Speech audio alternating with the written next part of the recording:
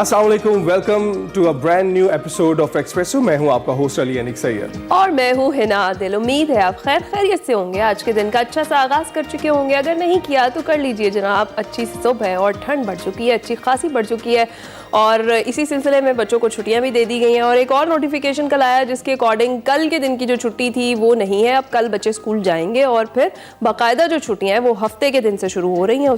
वो भी कम नहीं है, बहुत सारी छुट्टियां, बच्चे परेशान ना हो कि हमने उनकी छुट्टियों को नज़र लगा दी। कल हम कह रहे थे कि बहुत छुट्टियां, 24 छुट्टियां, 25 छुट्टियां, लेकिन बेहतर है कि ये छुट्टियां बच्चों को मिल गई क्योंकि मौसम जो है वो मज़ीद सर्द हो गया है और जो बालाई इलाके हैं वहाँ तो बर्फ़बारी का सिलसिला जारी है, बारिशों का सिलसिला जारी है, लेकिन इस वक्त मैदानी इलाकों की जो सूरत हाल है वो कुछ ऑपोजिट है। तो ये जो खुश्क सर्दी है डेंजरस भी बहुत ज़्यादा होती है, बहुत सारे वायरल इन्फेक्शंस भी अपने साथ लाती है। तो ऐसे में आपने करनी है एहतियात और अपना रखना है बहुत सारा ख्याल, क्योंकि आपने रहना है फिट और सर्दी को करना है इंजॉय। बिल्कुल, और सर्दी को एंजॉय करें, उसके साथ साथ अपनी सेहत का ख्याल रखें कि ना सिर्फ अपनी सेहत का ख्याल रखें बल्कि दीगर अफराद का भी ख्याल रखें। अभी देखते हैं हम कि गीज़र्स और हीटर्स की जो मांग बढ़ जाती है। बहुत सारे लोगों ने जिन्होंने अभी तक ख़रीदे नहीं, जनाब जल्दी जल्दी ख़रीद लें क्योंकि सर्दी अब बढ़ती चली जाएगी।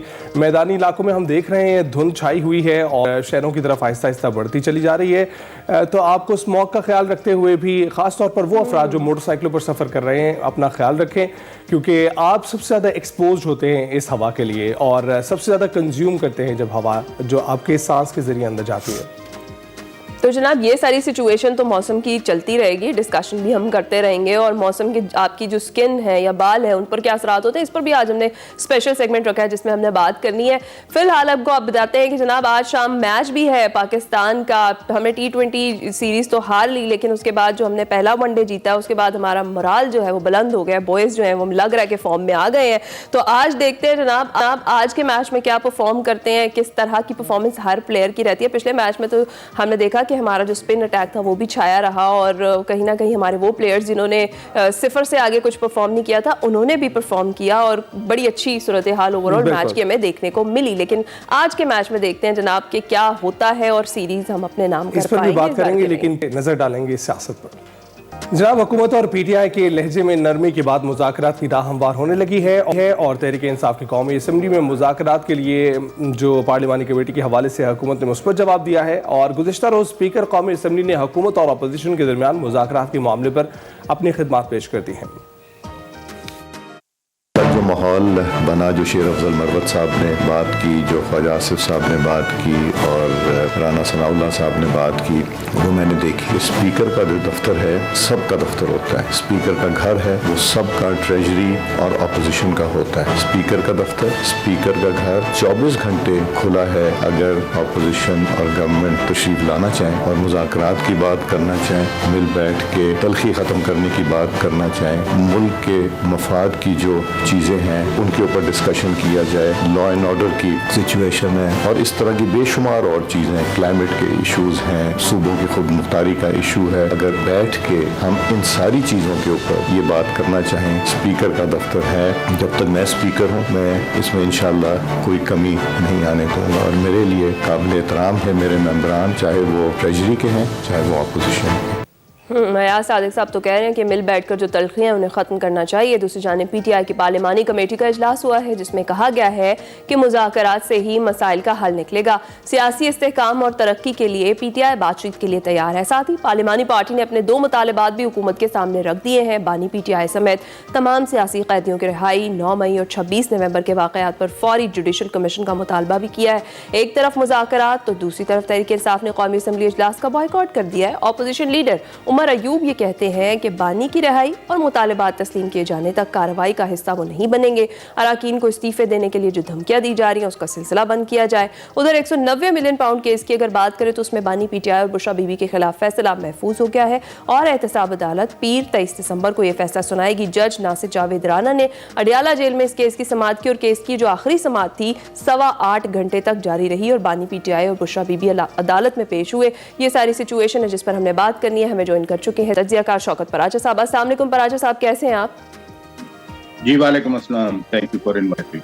راجہ صاحب مذاکرات اور یہ سارا جو معاملہ چل رہا ہے اس میں حکومت اور پی ٹی آئی کے درمیان مذاکرات کی اب لگ رہا ہے بظاہر کہ راہ ہموار ہونے لگی ہے. آپ کو لگ رہا ہے کہ جو اسپیکر قومی اسمبلی ہے ایاز صادق جو کہہ رہے ہیں کہ تلخیاں مٹا کر مل بیٹھنا ہوگا اور جو چیزیں ان کو ڈسکشن کے تھرو ہمیں سالو کرنا چاہیے, تو آپ کو لگتا ہے کہ یہ حکومت اور پی ٹی آئی کے جو مذاکرات کی ٹیبل پر لے کر آ سکیں گے؟ اسپیکر کو کامیابی ملتی دیکھ رہے ہیں آپ؟ دیکھیے, صرف اسپیکر سردار ایاز صادق نہیں بلکہ میں آپ دونوں انڈاؤٹڈلی اور 25 کروڑ پاکستانی وہ سب اس انتظار میں ہیں کہ کسی طرح یہ جو میس کریٹ ہوا ہے, جو انتشار ہے, جو ہر وقت کا مسئلہ ہے کہ چلو آؤ پاکستانیوں اٹھ کے آ جاؤ, ڈی چوک میں آ جاؤ, اسلام آباد کا گھیراؤ کر لو جاؤ, اور خاص طور پر اسلام آباد کے شہری جن کے بچے اسکولوں میں پڑھتے ہیں, جو خود دفتروں میں جاتے ہیں, بڑا ٹائٹ اسکیجول ہوتا ہے, اور اس میں جب انٹرپشن آتی ہیں احتجاجوں کی, جلوسوں کی, زندگی اجیرن بن جاتی ہے. سب کی خواہش سردار ایاز صادق صاحب کا ویڈیو بیان میں نے کل 3-4 بار سنا, خود بھی سنا اس کو غور سے, کیونکہ مجھے شو کرنا ہوتا ہے. وہ خواہش تو ہے, لیکن بات یہ ہے کہ کیا جو اصل سوال ہے, مذاکرات شروع ہوں گے؟ ابھی تک تو شروع نہیں ہوئے. ابھی تک P T I stick and carrot لے کے بیٹھی ہوئی ہے. وہ سمجھتے ہیں کہ ہم ابھی اسٹیبلشمنٹ بھی ہیں, ہم حکومت بھی ہیں, ہم سب کچھ ہیں, ہم اب تو امریکہ بھی ہیں کہ ہر امریکی سے انہوں نے ٹویٹ کروانا ہے, ہر کانگریس مین انہوں نے ملنا ہے, ہر امریکی کے ساتھ جا کر انہوں نے پاکستان کے خلاف لابی کرنی ہے اور پاکستان کے خلاف قراردادیں پاس کروانی ہے. بالکل. پھر یہ جو ابھی توشہ خانہ 2 کا جو آ گیا کہ منڈے کو یہ فیصلہ آئے گا, بانی پی ٹی آئی نے کہا کہ میں نے سول نافرمانی 190 ملین پاؤنڈ کیس کا فیصلہ, جی 190 ملین سٹرلنگ پاؤنڈ, جی 190 ملین سٹرلنگ پاؤنڈ کا کیس جو ہے وہ بھی تو ابھی کل شیر افضل خان مروت صاحب بھی کہہ گئے کہ لگتا ہے سزا ہو جائے گی. ایون علیمہ خان صاحبہ بھی کہہ گئے کہ ہمیں لگتا ہے ہمیں سزا دے دیں گے. تو پھر یہ کیا جب بانی پی ٹی آئی خان صاحب کو سزا اناؤنس ہو رہی ہوگی یا ہو جائے گی یا ہو چکی ہوگی, تو پھر اس میں کوئی مذاکرات ہوں گے؟ تو سر ان کو تو پہلے ہی امید یہ نظر آ رہی ہے کہ ان کے خلاف فیصلے ہوں گے, تو مذاکرات ایک بہانہ نہیں لگ رہے آپ کو؟ اور دوسری بات یہ بھی بتائیے گا کہ اتوار تک کا انہوں نے وقت دیا ہے, اتوار تک کا وقت اگر بانی پی ٹی آئی نے دے دیا ہے تو حکومت تو چاہے گی کہ یہ وقت کو تو وہ کراس کریں اور وہ آگے جائیں اور پیر منگل کو یہ بات کریں, تاکہ بانی پی ٹی آئی کی جو ایک بات ہے اس کو جو ہے اس کی نفی ہو سکے.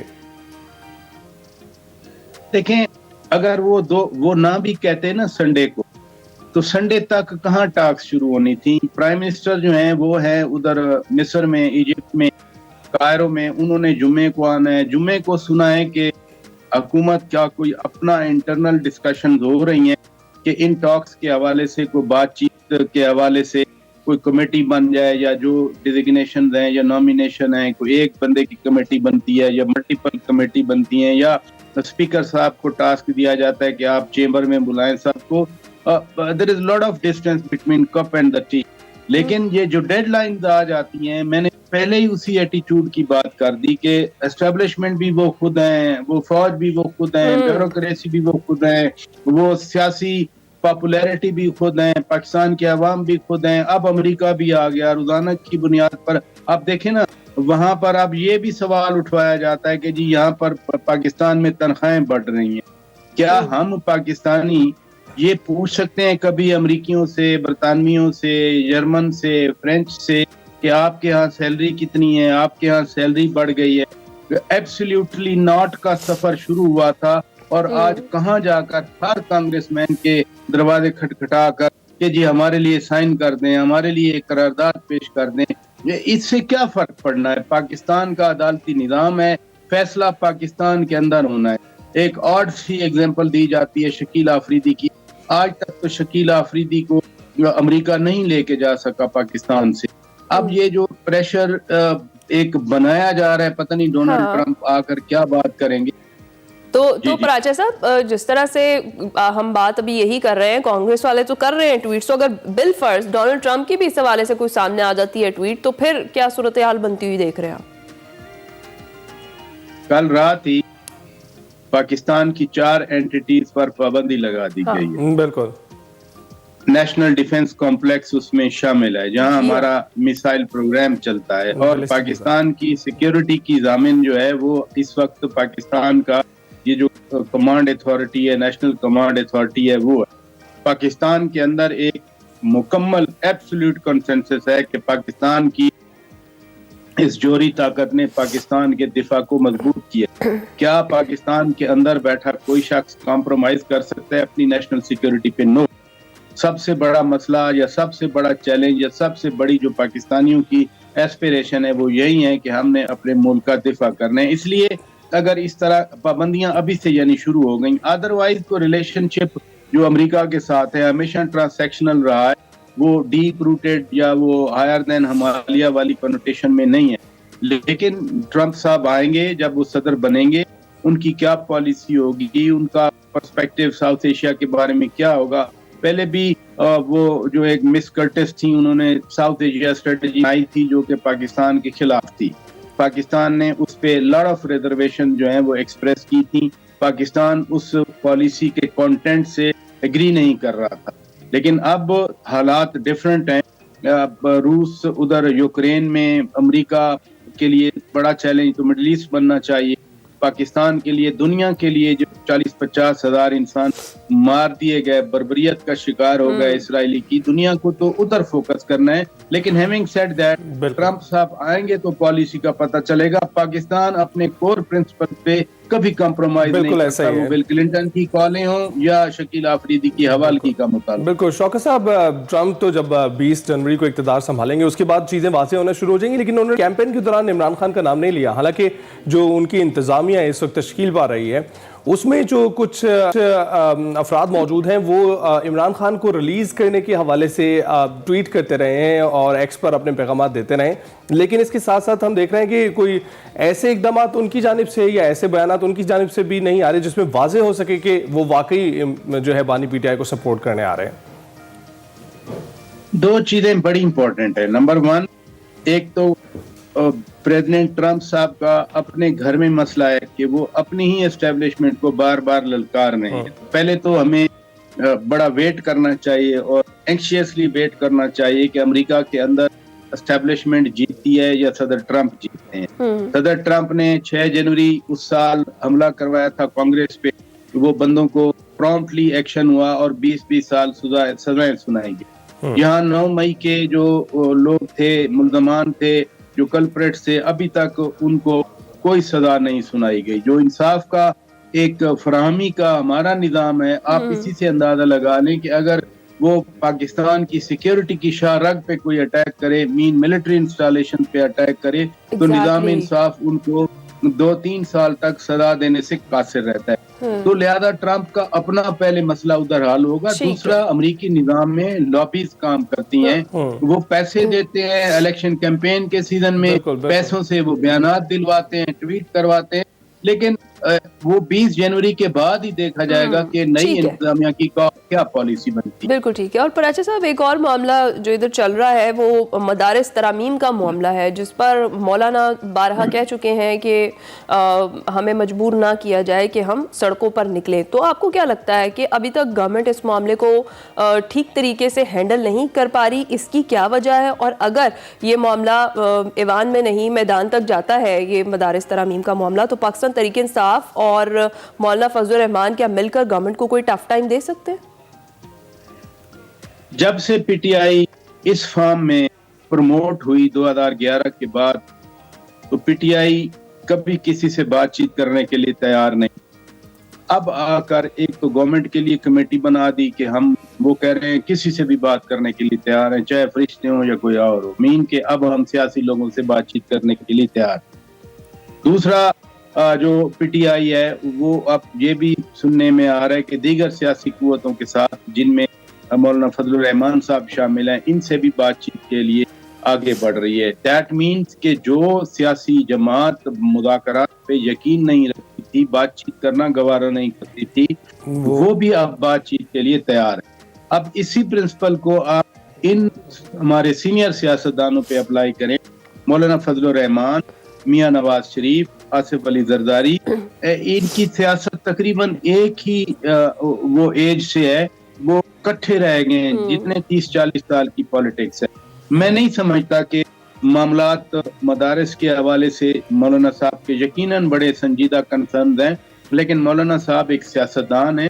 سیاستدان ہمیشہ مذاکرات پہ یقین رکھتے ہیں, جس کا دروازہ مولانا صاحب نے کبھی بند نہیں کیا. بالکل, لیکن شوکت صاحب کیا آپ کو یہ لگتا ہے کہ کیا مذاکرات کی ٹیبل پر جو حکومت آ رہی ہے وہ اسی مدارس بل کی وجہ سے ہی آ رہی ہے کہ کہیں مولانا صاحب جو ہے پی ٹی آئی کے ساتھ الحاق کر کر مدارس بل کو جو ہے وہ پھر سے بحال کرنے کی کچھ طرف چلے جائیں؟ کیونکہ ابھی دیکھ رہے ہیں ہم کہ اس سے پہلے حکومت بڑی غیر سنجیدہ تھی پی ٹی آئی سے بات کرنے کے لیے, لیکن اس وقت جہاں ایک جانب مدارس بل کی بات ہو رہی ہے وہاں دوسری جانب پی ٹی آئی مذاکرات کی ٹیبل پر آ رہی ہے اور دوسری سول نافرمانی کی جو کال دے رہی ہے. تو اس سے پہلے تو نظر نہیں آ رہا تھا کہ حکومت تیار ہے. بات یہ ہے کہ حکومت تو بہت عرصے سے, جب یہ حکومت والے اپوزیشن میں تھے, بے شک وہ وزیر اعظم میاں شہباز شریف ہوں یا بلاول بھٹو زرداری ہوں, وہ تو اس وقت خان صاحب جب وزیر اعظم تھے اس وقت کہتے تھے کہ ہمارے ساتھ بات چیت کریں, قدم بڑھاؤ عمران خان, ہم تمہارے ساتھ ہیں. یہ بلاول بھٹو زرداری نے نعرہ لگایا. اور میاں شہباز شریف کہتے تھے کہ میثاق معیشت پہ ایک واقعی بات چیت ہونی چاہیے اور معیشت کے حوالے سے ایک ایگریمنٹ ہونا چاہیے. یہ نہیں ہے کہ یہ جو سیاسی قوتیں ہیں یہ مذاکرات سے انکاری ہیں, نہیں.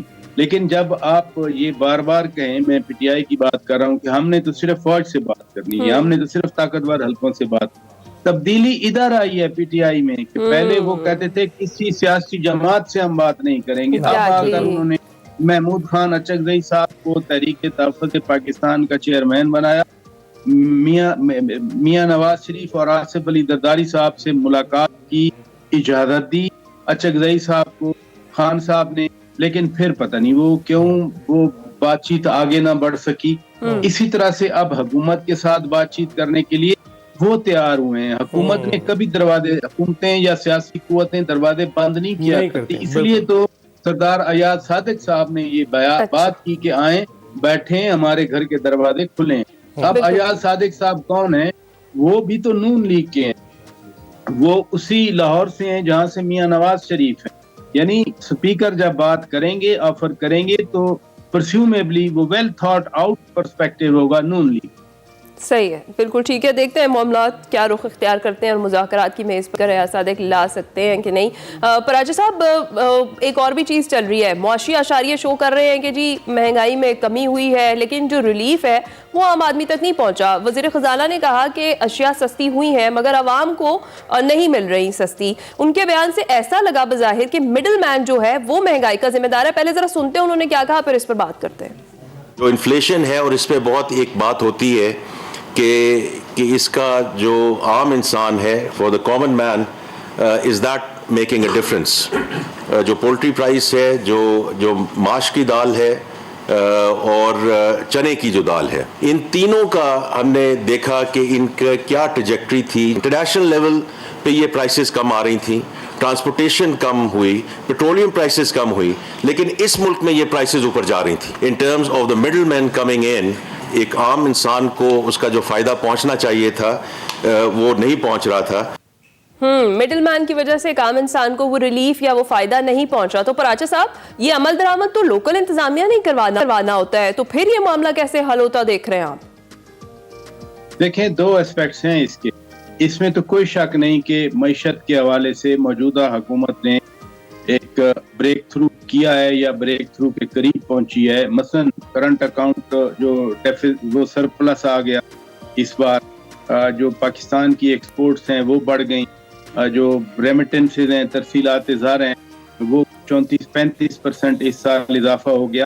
اچھا, سٹاک مارکیٹ دیکھ لیں, کل تھوڑی سی گڑبڑ ہوئی, ادروائز تو ریکارڈ بریکنگ آ گئی کہ 40,000 سے اب 1 لاکھ سے بھی کراس کر کے اوپر گئی ہوئی ہے. لیکن شوکت صاحب یہ دیکھیں, آپ اس سے پہلے جو دور حکومت تھا اس میں انڈوں اور مرغیوں کی بات ہوتی تھی, اور اب محمد اورنگزیب صاحب دالوں کی بات کر رہے ہیں. اشاریے تو بہت سارے ہیں, عوام تک ریلیف نہیں آ رہا ہے. میں اسی طرف آ رہا ہوں. جو مسئلہ ہے انفورسمنٹ کا ہے, وہ انفورسمنٹ محمد اورنگزیب صاحب یا میاں شہباز شریف صاحب نے نہیں کرنی, وہ انفورسمنٹ کرنی ہے صوبائی حکومتوں نے. صوبائی حکومتوں نے ایکشن کرنا ہے. مثلا یہ اب ڈیزل کے 3 روپے کم ہوا پر لیٹر, अगर 1 रुपया भी डीजल बढ़ जाता तो दूसरे दिन बसों के किराए बढ़ जाने थे, वैगनों के किराए बढ़ जाने, लेकिन 3 रुपए कम हुआ डीजल का प्राइस, वो हाई स्पीड डीजल भी, लाइट स्पीड डीजल भी, लेकिन बसों के किराए कम नहीं हुए। आप 3 रुपए को कॉरेस्पॉन्ड करें, इंटरसिटी यानी लाहौर और रावलपिंडी का 370 किलोमीटर का डिस्टेंस है, उसमें 3 रुपए का डिफरेंस डालें तो किराया तो बहुत कम होना चाहिए था, लेकिन मैंने नहीं सुना। इसलिए मरकज जो भी पॉलिसी बनाए, वो IMF के साथ हो, वो दोस्त ममालिक के साथ हो, जो प्राइस हाइक है उसको कंट्रोल करना, वो लोकल जैसे आपने भी कहा, वो काम है। बिल्कुल शौकत साहब, जो इम्प्लीमेंटेशन है वो तो हुकूमत की ही जिम्मेदारी है। IMF से मुआहदा करें, किसी भी मुआहदा करें, जो रिलीफ है वो आवाम तक पहुंचना चाहिए। और अब PTI की भी सूरत हाल पर जिस तरह आपने तज़किरा किया, उनका किबला हुआ दुरुस्त भी नजर आ रहा है, और ये नजर आ रहा है कि अब वो ना सिर्फ हुकूमत से बल्कि दीगर पार्टियों से बातचीत करने को भी तैयार है। बहुत शुक्रिया हमसे बात करने के लिए।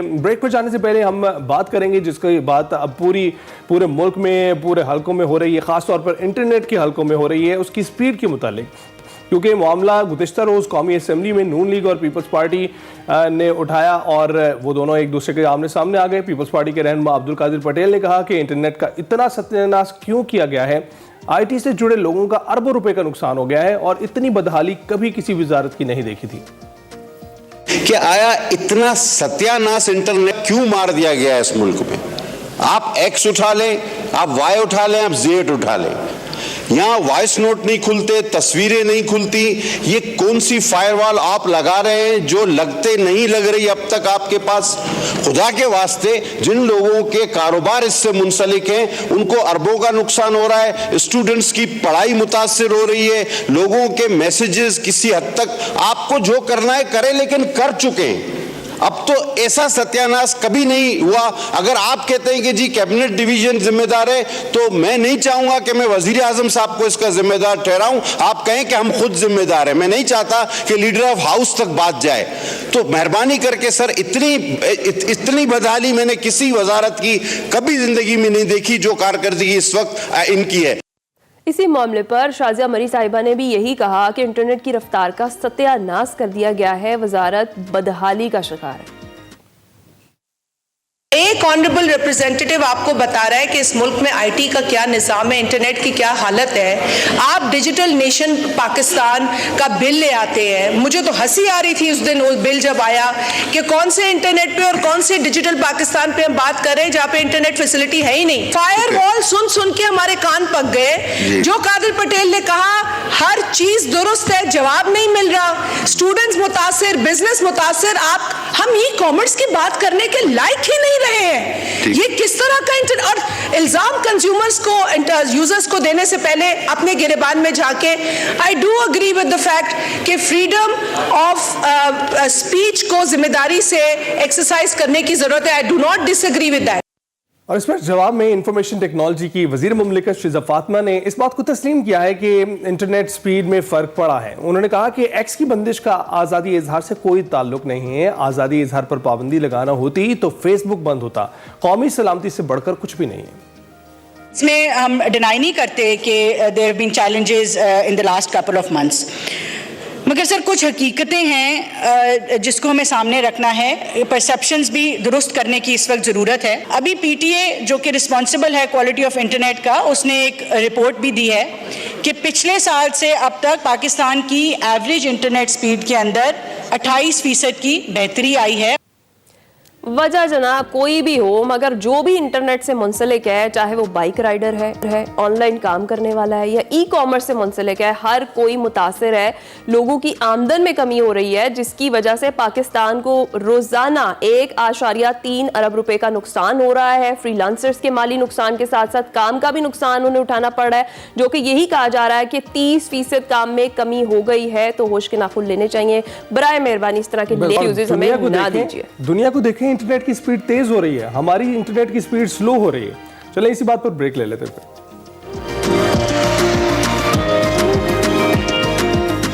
Welcome back to espresso. जनाब, एक्सप्रेसो में अगर हमने क्रिकेट के अलावा کوئی بات کی ہے کسی گیم کی بہت زیادہ اور اپنے سٹار کو دکھایا تو وہ ٹینس ہے جناب. احسام الحق ہمارے وہ سٹار ہیں جو ہمیں ہر جگہ ہر وقت دکھائی دیتے تھے. کرکٹ کے بعد جس گیم کو بہت زیادہ پذیرائی ملی ہے پاکستان میں اور بہت زیادہ پسند کیا گیا ہے ہمارے ہیرو کی وجہ سے بیسیکلی, تو وہ ٹینس ہے. اسی کی ہم بات کریں, Khawaja Iftikhar Ahmed memorial tennis championship Lahore میں اس وقت جاری ہے اور اس چیمپئن شپ میں ملک بھر سے 200 سے زائد ٹینس پلیئرز شرکت کریں گے. جیسا کہ آپ کو معلوم ہے کہ پاکستان میں جو ٹینس کا زبردست ٹیلنٹ ہے یہ موجود ہے اور ایسے ٹورنامنٹس کا انعقاد نئے ٹیلنٹ کے لیے تازہ ہوا کا جھونکا ثابت ہوتا ہے ہمیشہ. اور ٹینس میں پاکستان کا مستقبل اس لیے بھی روشن دکھائی دیتا ہے کہ جب ٹینس فیڈریشن کی صدارت ٹینس میں دنیا بھر میں پاکستان کا نام روشن کرنے والے قومی چیمپئن اور سٹار ٹینس پلیئر احسام الحق جیسے باصلاحیت شخص کے ہاتھ میں ہو تو جناب وہ آج بھی ایکسپریسو میں ہمارے ساتھ موجود ہیں. مزید ہم انہی سے ہی بات کریں گے. بالکل, احسام موجود ہیں. Thank you very much for joining us. Ahsam بہت شکریہ, کیسے ہیں آپ؟ السلام علیکم, thank you for having me on the show.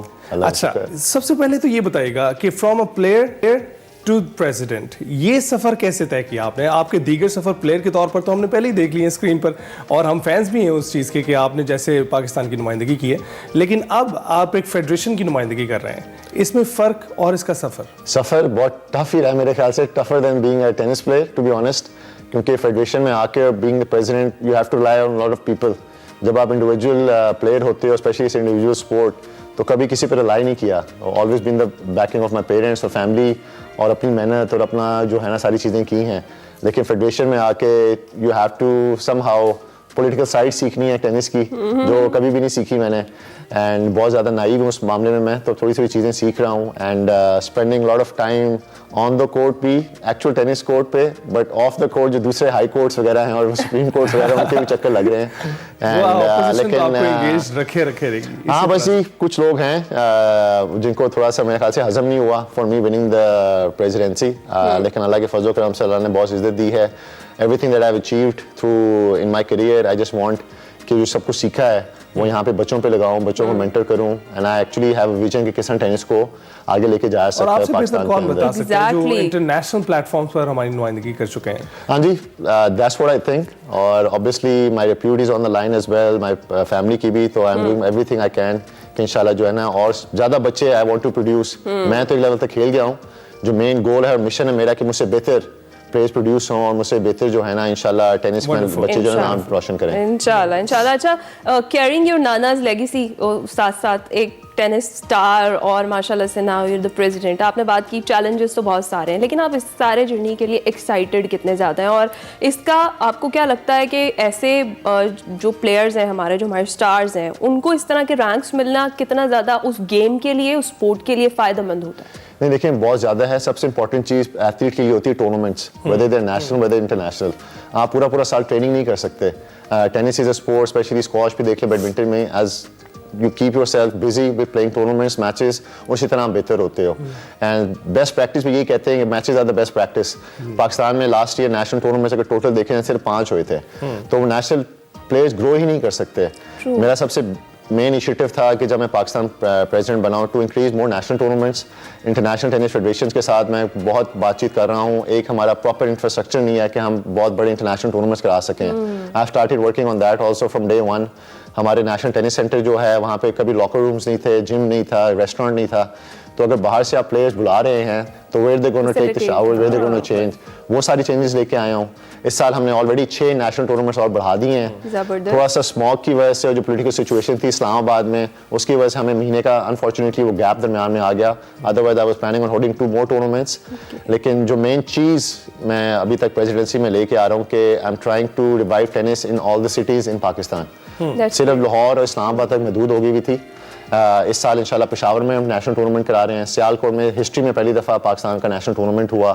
And اگلے ہفتے لاہور سے ہم پشاور جا رہے ہیں to have the first national tournament. وہاں پہ بہت بڑا ہونے والا ہے انشاءاللہ. بالکل. تو یہ دیکھیں نا, آپ سمجھتے ہیں اس چیز کو کہ مقابلے کی فضا کتنی ضروری ہوتی ہے, ٹورنامنٹس, میچز, اور انہیں کو پریکٹس کے طور پر لینا, اسی سے ٹیلنٹ ابھر کر سامنے آتا ہے. ہاں جی, پرائز منی زیادہ ٹورنامنٹس ہوں گے, پلیئر زیادہ پرائز منی بنا سکیں گے. I am trying to track lot of different sponsors جن کے ساتھ میری بھی پاس میں ریلیشن شپ رہی ہے. I am trying to bring them on board. تو الحمدللہ سے تھنگز آر گیٹنگ بیٹر. پچھلا سیالکوٹ میں جو ٹورنامنٹ ہوا تھا was very very healthy prize money. جو میرے نانا کے نام پہ کر رہا ہوں. I'm making sure کہ اس کی سب سے بڑی پرائز بنی ہو, and it's obviously not for me, it's for the youngsters, for the players. Women events بہت کرا رہا ہوں میں, Under 14 بھی کرایا ہے, Under 18 بھی, Women بھی mix بھی کروا رہے ہیں پہلی دفعہ after a long time. تو doing my level best, جہاں پہ لڑکوں کی ہم پروموٹ کرنے کی کوشش کر رہا ہوں, اسی طرح ویمن کو بھی امپاور کر رہا ہوں. میری mother Nausheen Ehtisham was Pakistan number 1 for 10 years. میری سسٹر جو ہیں شزا حسن انڈر 18 نمبر 1 رہ چکی ہوئی ہے. اشنا کزن جو ہے میری, انہیں کی grand daughter right now she is Pakistan number 2, تمغہ امتیاز اس کو ملا ہوا ہے. تو وہ فیملی میں ہے وہ چیز کہ ویمن کو امپاور کریں ہم.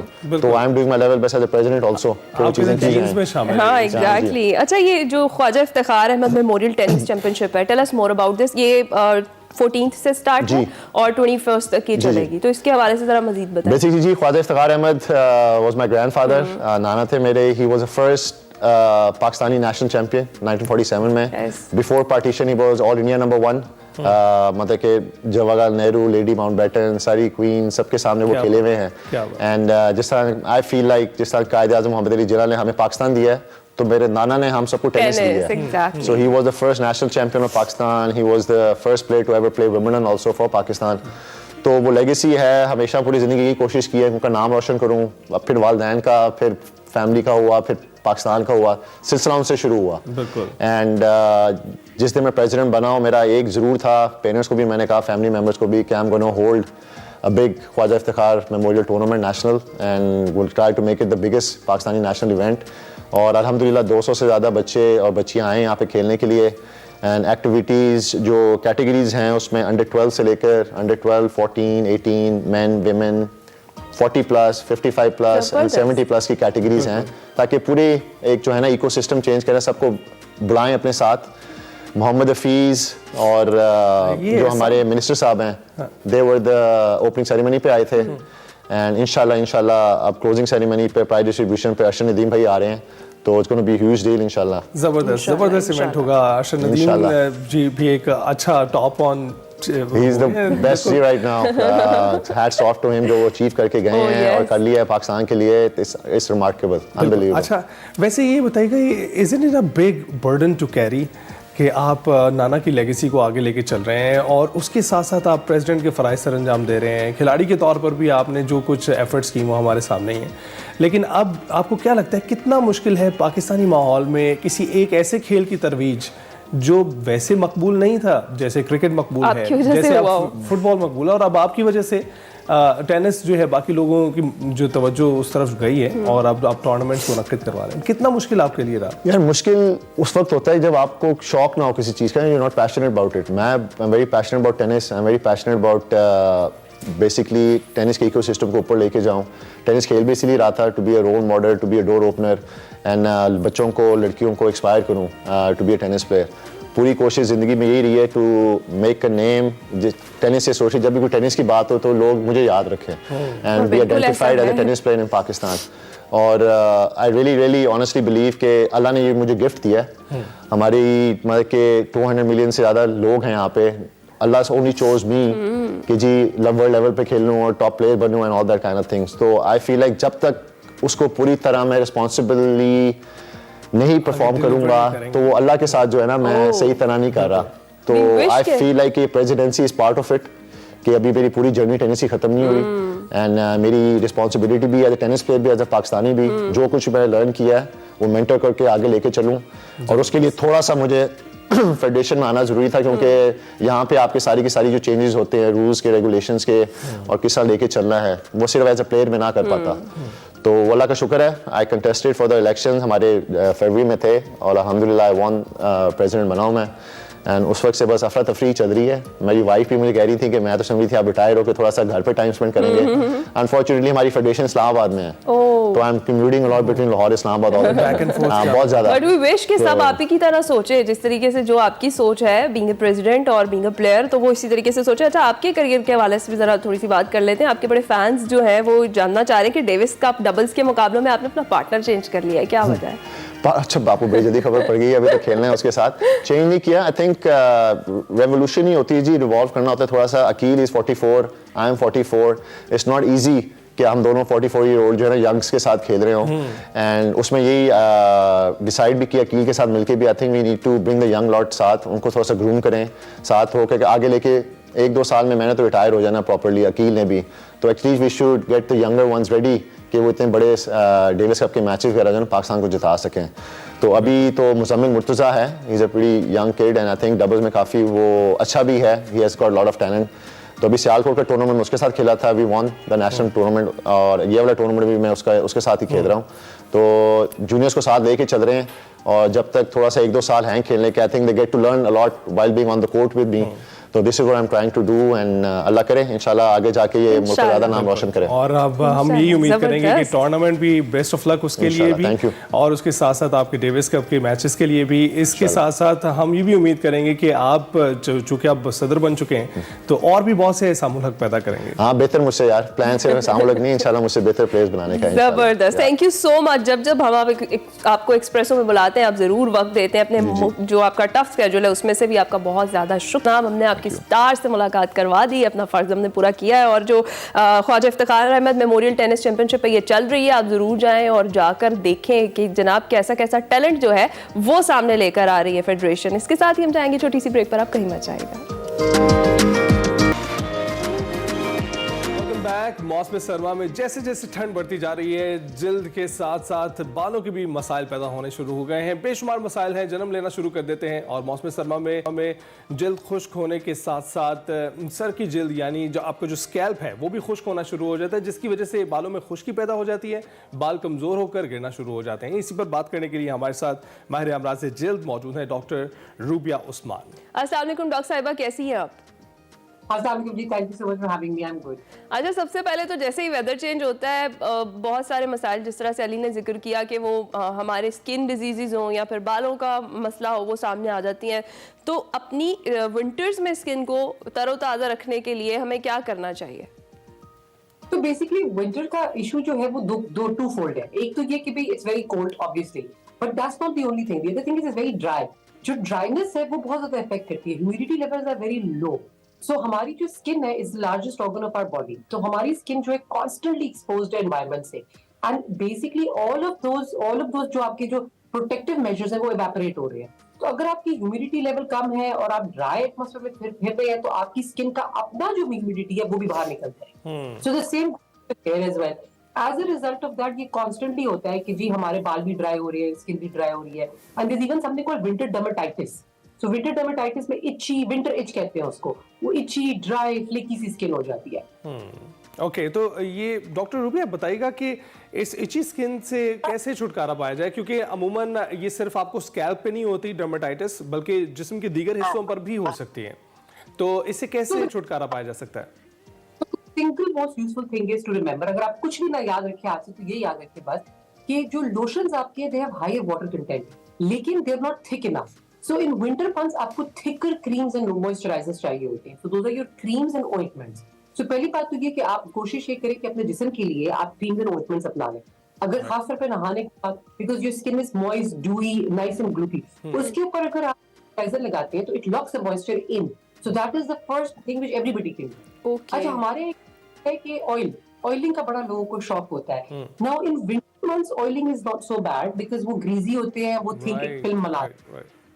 But I would still stick to creams because creams and ointments will sink in your skin and get absorbed on.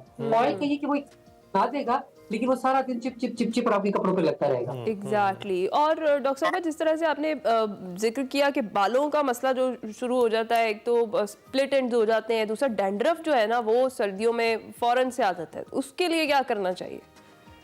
تو ڈینڈرف تو basically is an overgrowth of a typical kind of a fungi. اس کے لیے تو ایک simple rule ہے, ایک universal shampoo ہے which I tell everybody کہ پلیز وہ آپ کے پاس ہونا چاہیے, جو آپ کا پرانے زمانے میں سیلینیم سلفائڈ یا سیسل بلو ہوتا تھا اور کیٹوکونازول. These two groups of shampoos, یہ ایک جنیرک نیم ہے ان کے. These can be bought from anywhere in the world. لیکن other than that, don't over oil your hair either. ایک کانسیپٹ یہ بھی ہے کہ اگر ہم بہت زیادہ آئلنگ کریں گے تو ہمارے بال زیادہ اچھے رہیں گے. Do the massage for your scalp help, کیونکہ آپ کو اچھا لگتا ہے, ہیٹ اسٹریس کرتا ہے اور آپ کی بلڈ سرکولیشن بھی گیٹس اٹ گوئنگ. لیکن just do it for those purposes. اس سے میجک نہ ایکسپیکٹ کریں. Magic comes from treatments include things like cutting your hair, split ends کو کاٹیں, keep your hair moisturised, which is conditioners, और पानी ज्यादा पिए, मोस्ट इंपॉर्टेंट थिंग जो कोई भी नहीं करता. हाँ एग्जैक्टली, डिहाइड्रेशन भी एक बहुत बड़ा मसला है क्योंकि प्यास लगती नहीं है. आप वाटर इनटेक उस तरीके से नहीं करते जिस तरीके से आप समर्स में कर रहे होते हैं या ठंड आने से पहले कर रहे होते हैं. तो इसमें हमें ये भी लगता है डॉक्टर साहिबा कि अगर हम पानी नहीं पी रहे और उसकी जगह पे हम कोई दूसरे ड्रिंक्स वगैरह ले रहे हैं तो वो पानी की कमी को पूरा कर रहे हैं. क्या ऐसा होता है? So yes, not just पानी वाले drinks, but also like vegetables. So for example, cucumbers. These are lettuce. ये ऐसे vegetables हैं जिनके अपने अंदर पानी होता है. तो अगर आप इस तरह की चीजें अपनी डाइट का हिस्सा रख रहे हो तो वैसे भी आप अपने आप को हाइड्रेटेड रखते हैं. But nothing beats having 6 glasses of water a day. 3 simple rules of life हैं जो मैं हर एक को कहती हूँ, कोई मानता नहीं है. एलिक्सर जो हर एक कहता है कि मुझे कोई ऐसा एलिक्सर दे दो कि मैं एंटी एजिंग हो जाए मेरी. पानी आप 6 से 8 ग्लास पिए, नींद अपनी पूरी करें. नींद is the single most important thing in winter months as well, क्योंकि आपकी सारी हीलिंग और रिपेयर नींद के दौरान होती है. सो 6 to 8 hours of sleep in usual sleeping hours, ये नहीं कि सारे दिन सोते रहें. And lastly, eating healthy. So that's your vegetables, 5 portions of fruits and vegetables a day. बिल्कुल. तो डॉक्टर रूबिया, कुछ ये भी कहते हैं लोग कि अगर आप एक्सरसाइज करते हैं, रनिंग करते हैं तो उससे भी आपके बाल बेहतर होते हैं. क्या इसमें कोई हकीकत है? So I'm a very big believer of this, and I've done lots of research because I love reading things like this. क्योंकि उससे मेरी जो मेरे भाषण है वो सच प्रूव हो जाते हैं.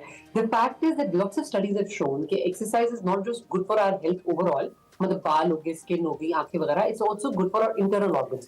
तो हमारे जितने internal हमारी बॉडी को डिटॉक्सिफाई कर रहा है, आपका लिवर है, आपका पेनक्रियाज आपका इंसुलिन को मॉड्यूलेट कर रहा है, ये सारे एसेंशियल है आपकी स्किन और बालों के लिए भी. So this is all interlinked. अल्लाह ने हमें ऐसे बनाया, हम ऐसी मखलूक है कि हमारी सारी चीजें आपस में इंटरलिंक्ड है. अगर आप स्ट्रेस्ड आउट या आप एक्सरसाइज नहीं करते या आपकी नींद पूरी नहीं होती, सिर्फ एक चीज पे असर नहीं पड़ता. It's not just your mental health, it's your physical health and health. और डॉक्टर साहिबा, ये जो आजकल हेयर एंड स्किन PRPs हो रही है स्किन को बेहतर करने के लिए और बालों के लिए, तो ये क्या बेहतर है PRPs करवाना? कितनी ज्यादा मुफीद है ये? हिना बहुत कंसर्न है. So one thing I tell everyone is कि ये इसका कोई डाउनसाइड नहीं. If done properly in a good setup जो hygienic measures करता है, तो one common thing is infection from them. Other than that, इनकी कोई डाउनसाइड नहीं है. That does not mean कि आप इस चीज के साथ obsessive हो जाए और बार-बार इसी चीज के ऊपर मतलब करते रहे. These are things that are aids, मतलब यानी कि extra on top of your basic needs and basic sort of treatments. So these are things that you should do जब आपको लगे कि थोड़ी सी कमी है and you want to kickstart things. Don't rely on them as a sole thing for your health and your hair health या skin health. ये aids होते हैं, tools होते हैं जो अच्छी चीजों को और बेहतर करते हैं. क्योंकि अक्सर मेरे पास पेशेंट्स आएंगे, वो कहेंगे कि we have really bad skin, कोई clinical issue है, eczema हो गया, acne होगी, and they expect that these aesthetic treatments will get rid of those clinical conditions. That does not happen. Clinical conditions help को ट्रीट नहीं कर सकते, लेकिन हाँ they can help you get to your whatever your end point, your goal is eventually. Don't rely on them. अच्छा, ये doctor साहब ये भी बताइएगा कि इसके साथ साथ स्मॉग कितना असरअंदाज होती है स्किन पर? ड्राई मौसम तो है लेकिन उसके साथ साथ ये जो ज़रात हवा में मौलक हैं और ये आपकी स्किन पर टकराते रहते हैं, तो उसकी वजह से कितना असरअंदाज होते हैं? और जो खुश्की आपके सर में होती है, जो बाल झड़ने का अमल है, वो कितना तेज हो जाता है? तो sadly they are directly correlated. तो ये 100% बात आपकी सही है. अब मैं जो अक्सर बहुत लेमन टर्म्स में जब एग्जांपल देती हूँ तो मैं एक डबरोटी का देती हूँ. इफ यू टेक अ डबरोटी का टुकड़ा आउटसाइड ऑल डे लॉन्ग, तो वो सड़कों पे फिर रहा है, वो गाड़ी में बैठ रहा है, वो कुर्सी पे बैठ रहा है, सारा दिन बाहर है. By the time it comes home at night, look at how it looks. तो आप अपनी स्किन को उस पर कंपेयर करें. This is why don't go to bed with dirty skin. ये सिंगल मोस्ट इंपॉर्टेंट थिंग है. ये नहीं हो सकता कि you take the streets to bed. You have to shower, you have to clean yourself before you go to bed. तो पहला तो बेसिक ये रूल है. दूसरी चीज ये कि some things are beyond our control, so I try not to dwell on them so much. Smog is in our environment. Environmental pollution हमारे कुछ हद तक बस में नहीं है, लेकिन जहां आप अपनी स्किन का क्लीनलीनेस का ख्याल रख सकते हैं वो रखें. अपनी hydration with in and without, यानी कि ऊपर क्रीम लगाना और अंदर पानी पीना, ये भी करें. और बाकी जो आप अपने जो मेजर्स मैंने बोले वो करें, तो you can protect yourself and build your skin barrier. Okay, thank you so much doctor rubia Usman. आपने जितने अच्छे तरीके से, जितनी डिटेल से समझा दिया है, मेरा नहीं ख्याल कि आप किसी को फिक्र करने की ज़रूरत है कि विंटर्स में आपकी स्किन ख़राब हो रही है या डेंड्रफ है, बालों का कोई तमाम सोल्यूशंस आपको दे दिए और साथ साथ आपको जो मेजर्स बताए हैं कि आप ये करें, अपनी डाइट में ये चीज़ें इंक्लूड करें तो बेहतरी आ सकती है, तो वो आप लोगों ने ज़रूर करनी है. बहुत शुक्रिया डॉक्टर साहिबा एक बार फिर से आपका. हम जाएंगे छोटी सी ब्रेक पर, आप कहीं मत जाएंगे. प्रोग्राम के दूसरे हिस्से में खुशामदीद जनाब। टॉप ऑफ द आवर जरा क्रिकेट की बात कर लेते हैं। तो T20 सीरीज हारने के बाद शाहीनों का शानदार कमबैक हमने देखा। पाकिस्तान ने जनूबी अफ्रीका को पहले वनडे मैच में सनसनीखेज मुकाबले के बाद 3 विकेटों से शिकस्त देकर 3 मैचों की जो सीरीज है उसमें 0-1 की बर्तरी हासिल कर ली। और दोनों टीमों के दरमियान जो दूसरा वनडे है वो आज खेला जाएगा, जो पाकिस्तानी वक्त के मुताबिक शाम 5 बजे शुरू होगा। कौमी टीम को सीरीज जीतनी है तो पहले मैच जैसी परफॉर्मेंस लाजमी दिखाना होगी। और ये भी वाज़ेह है कि पाल में खेले गए पहले वनडे मैच में पाकिस्तान ने जनूबी अफ्रीका की जानिब से दिया जाने वाला 240 रन का हदफ आखिरी ओवर में 7 विकेटों के नुकसान पर हासिल कर लिया था। इब्तदाई 4 विकेटें 60 रन पर गिरने के बाद साइम अयूब ने नायब कप्तान सलमान अली आगा के साथ शानदार पार्टनरशिप कायम की और साइम अयूब ने 119 गेंदों पर तकरीबन 109 रन की शानदार इनिंग्स खेली और उन्होंने 10 चौके लगाए, 3 इसमें छक्के भी थे। नायब कप्तान सलमान अली आगा 82 रन के साथ नाकाबिल शिकस्त रहे। दूसरी जानिब पाकिस्तानी टीम के कप्तान मोहम्मद रिजवान ही कहते हैं कि वनडे में हमारा अच्छा रिदम है और उसको बरकरार रखने की वो कोशिश करेंगे। मोहम्मद रिजवान ने कहा है कि जो माजी की नाकामी होती है उसको माजी में ही रखना चाहिए, मगर इससे सबक ज़रूर सीख लेना चाहिए। हमारा सारा फोकस चैंपियंस ट्रॉफी की तैयारी पर मरकूज़ है। उधर जनूबी अफ्रीका ने पाकिस्तान के खिलाफ टेस्ट सीरीज़ के लिए अपने 16 रुकनी स्क्वाड का भी ऐलान कर दिया है। टेस्ट सीरीज में जनूबी अफ्रीकी टीम की क़यादत जो है वो टिम्बा बावामा करेंगे। और बिल्कुल। इसके साथ साथ वनडे सीरीज खत्म होने के बाद अली पाकिस्तान और जनूबी अफ्रीका के दरमियान 2 टेस्ट मैचेस की सीरीज जो है वो खेली जाएगी। सीरीज का पहला टेस्ट जो है वो 26 दिसंबर से सेंचुरियन में शुरू होगा। और ये सारी क्रिकेट की सिचुएशन राइट। और इसी पर बात करने के लिए हमारे साथ हमारे doctor of cricket Mirza Iqbal bag मौजूद हैं। मिर्जा साहब बहुत शुक्रिया हमें ज्वाइन करने के लिए, कैसे हैं आप? बहुत शुक्रिया अली, आपको भी और आपको भी शुभ बखैर। लगता है टेम्बा बाबूमा से आपकी बहुत मोहब्बत है, इसलिए आप उसका नाम लेते लेते रुक गए। ऐसे नाम रखेंगे तो फिर रुकना ही पड़ेगा। लेकिन ये और हिना लगता है कि साउथ अफ्रीका में रहती रही है, इसलिए टेम्बा बाबूमा का नाम आप कहेंगे जरूर, इस पे कमेंट आपका मुझे पता था जरूर आएगा। अच्छा मिर्जा साहब, ये जो T20 सीरीज हारने के बाद आपने बल्कि हम सब ने ही देखा कि अच्छा कमबैक हुआ है। पहला मैच तो जीत गए हम। आज के मैच के लिए क्या जो प्लेइंग 11 है वो होनी चाहिए आपके ख्याल में, और आपकी नजर में किसी तब्दीली की जरूरत है? देखें, पाकिस्तान का ये मैच है ना केप टाउन में हो रहा है। केप टाउन बड़ी खूबसूरत जगह है और केप टाउन की विकेट बड़ी तेज विकेट के तौर पर जानी जाती है। 1993 में इसी मैदान पर पाकिस्तान की फुल स्ट्रेंथ टीम जो थी वो 43 रन पर ऑल आउट हुई थी अगेंस्ट वेस्ट इंडीज। तो फास्ट बॉलर्स यहाँ डोमिनेट करते हैं। तो अब यकीनन पाकिस्तान के पास इतने अच्छे फास्ट बॉलर्स हैं, जिस तरह की बॉलिंग की है शाहीन शाह अफरीदी ने या नसीम शाह ने, लेकिन स्पिनर्स ने ज्यादा डोमिनेट किया। मैं समझता हूँ कि मोहम्मद हसनैन को इन्हें आज के मैच में मौका देना चाहिए। वो एक्सप्रेस फास्ट बॉलर है, 150 किलोमीटर फी घंटे की रफ्तार से गेंद करते हैं, लेकिन इन और आउट होने की वजह से उनका कॉन्फिडेंस जो है वो खराब हो गया है। तो अब आज पाकिस्तान क्या तब्दीली करता है? कहते तो सियाने तो यही कहते हैं कि अनचेंज टीम के साथ जाना चाहिए। सलमान अली आगा ने अच्छी स्पिन बॉलिंग का मुजाहरा किया, फिर अबरार अहमद भी हैं। तो देखते हैं कि आज पाकिस्तान एक्स्ट्रा फास्ट बॉलर डालता है या नहीं, लेकिन पाकिस्तान का मोरल आता है जिस अंदाज से 60 रन पर 4 आउट होने के बाद जो 141 रन की पार्टनरशिप हुई सलमान अली आगा और साइम अयूब के दरमियान, उसकी वजह से पाकिस्तान इस मैच में कामयाब। तो बॉलिंग की तो आपने बात की मिर्जा साहब, हमारे बैटर्स बाबर और रिजवान, क्या आपको लगता है इस बार चल पाएंगे? क्योंकि पिछले मैच में तो बिल्कुल फ्लॉप हो गए थे। देखिए, बाबर इस वक्त ओडीआई की आलमी रैंकिंग में नंबर 1 बैट्समैन है और गुज़िश्ता मैच में भी वो थोड़े ऐसा लग रहा है आउट ऑफ टच है। With the passage of time वो अपना टच रीगेन करेंगे, लेकिन असल मसला मोहम्मद रिजवान का है कि जिस तरीके से मोहम्मद रिजवान बोल्ड हुए और वो टीम में तो शामिल है। हसीबुल्ला जो विकेट कीपर है उनको उन्होंने रखा ही नहीं वनडे टीम में, और उनको टेस्ट टीम में रखा है हसीबुल्ला को। तो टेस्ट टीम में कहाँ जगह बनेगी रिजवान के होते हुए? Shan Masood as a captain आ जाएंगे। बैटिंग आपकी थोड़ी सी वल्नरेबल है। अब्दुल्ला शफीक कभी रन्स करते हैं, कभी नहीं रन्स करते। साइम अयूब एक 22 साल नौजवान जो अंडर 15 खेला, इंटर स्कूल खेला, कराची में उसने क्रिकेट खेली, कस्टम क्रिकेट एकेडमी में आया, फिर टूर पे गया। वो with the passage of time वो मैच्योर हो गया।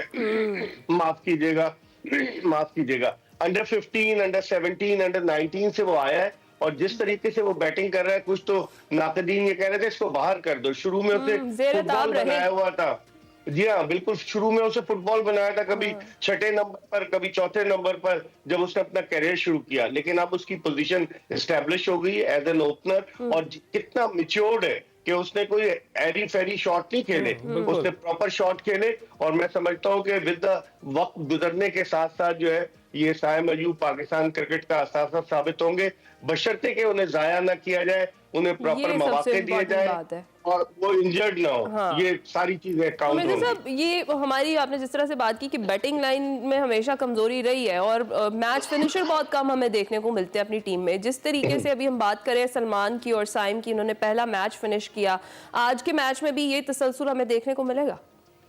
دیکھیں سلمان علی آغا عطاب کا شکار تھے، جس طریقے سے انہیں T20 کا کپتان بنایا گیا وہ مکمل طور سے ناکام رہے، لیکن اس میچ میں جب انہوں نے 4 وکٹیں لیں ساؤتھ افریقہ کی تو اس کے بعد سے ان کا کانفیڈنس جو تھا وہ اسکائی ہائی ہو گیا، اور پھر اس کے بعد بیٹنگ میں بھی انہوں نے ساتھ دیا، تو اب ان کے اعتماد میں بلا کا اضافہ ہوا ہے، اور مجھے لگ رہا ہے کہ پاکستان کے مڈل آرڈر بیٹسمینوں کو بھی کچھ نہ کچھ کرنا پڑے گا، جس طرح سے مرزا صاحب ان کو تشویش ضرور ہے اپنی پرفارمنس پر، کیونکہ ان کو پریس کانفرنس کے دوران کہتے ہوئے سنا گیا ہے کہ 4 آؤٹ میں عام میچز میں کرتا نہیں ہوں، لیکن اس بار میں نے کر دی ہے۔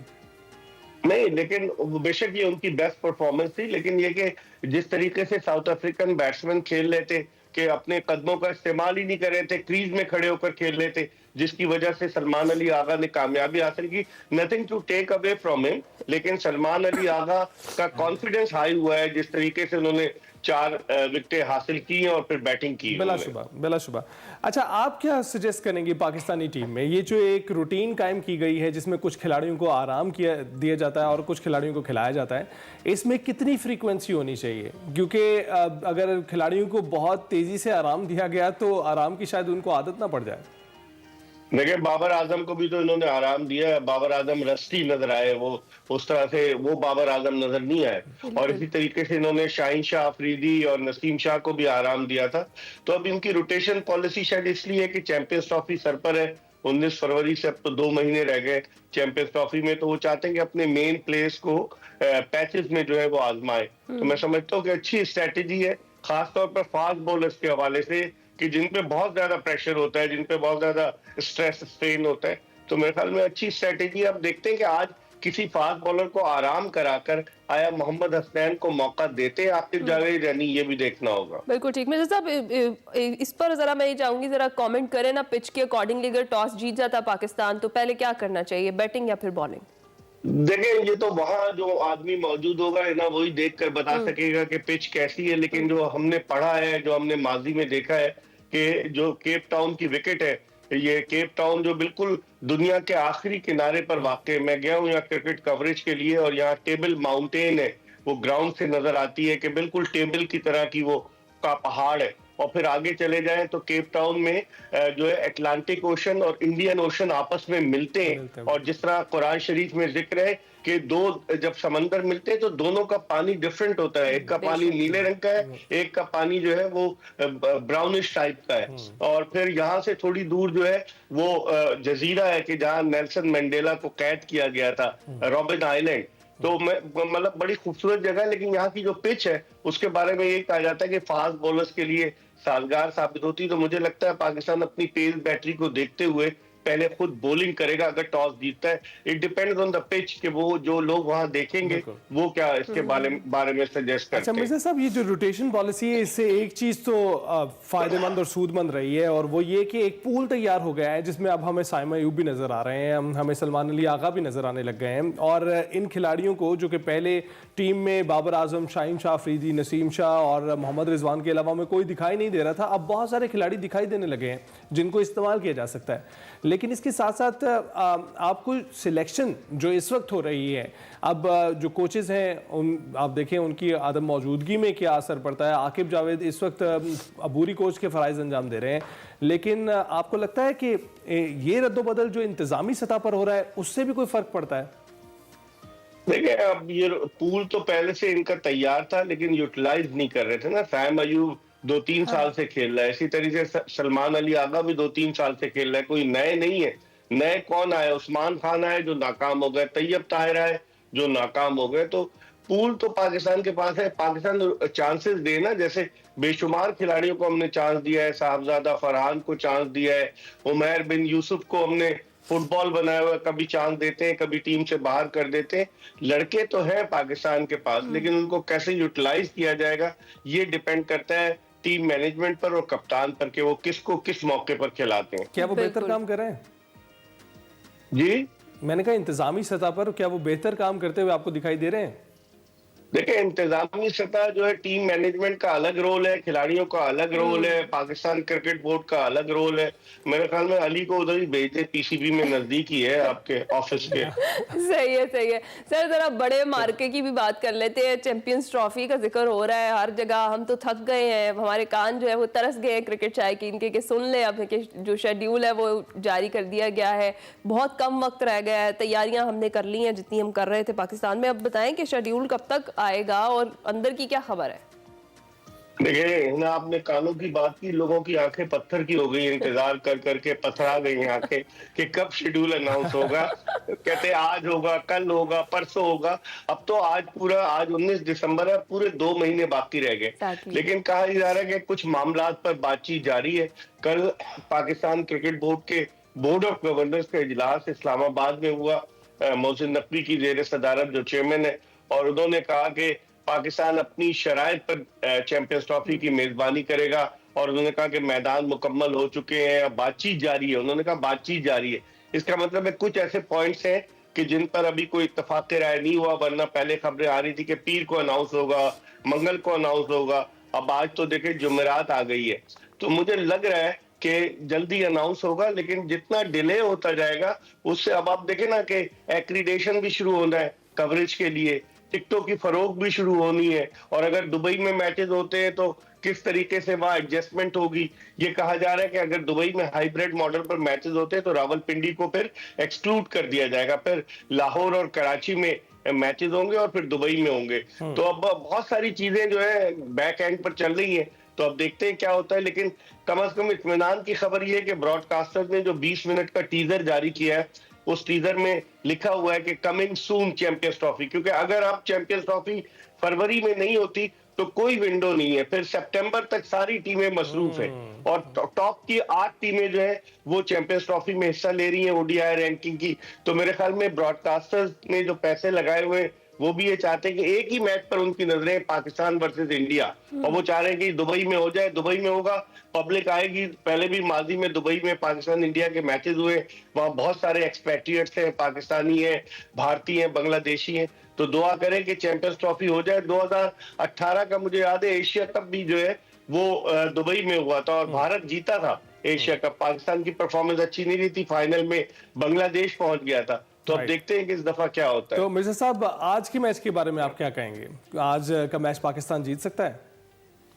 دیکھیں, میرے پاس کوئی فال نکالنے والا طوطا تو ہے نہیں, نجومی تو میں نہیں ہوں, لیکن یہ کہ پاکستان کی جو پرفارمنس ہے اس کو دیکھتے ہوئے پاکستان کا مورال اپ ہے, اور پاکستان جو ہے وہ یقیناً جیت سکتا ہے. بعد میں کے بتاؤں گا, ہے نا, آپ جو ہنس رہی ہیں نا, میں علی کو بتاؤں گا کہ کون جیتے گا بعد میں.